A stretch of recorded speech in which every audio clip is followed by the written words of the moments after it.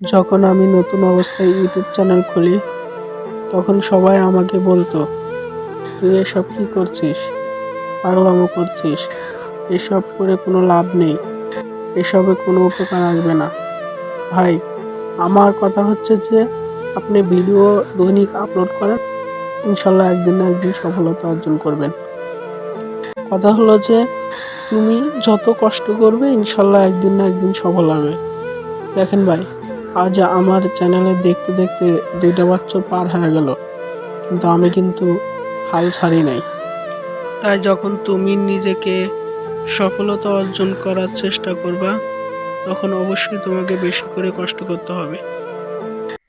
তাই কষ্ট না করলে কিন্তু কেউ কখনোই সফলতা অর্জন করতে পারে না, এটা আসলেই বাস্তব। তুমি কষ্ট করে দেখো, অবশ্যই তুমি কোনো না কোনো দিন অবশ্যই সফলতা অর্জন করতে পারবে এবং তোমাকে কখনো পিছন ফিরে তাকাতে হবে না। সম্পূর্ণ ভিডিওটা দেখার জন্য সবাইকে ধন্যবাদ। আসসালামু আলাইকুম।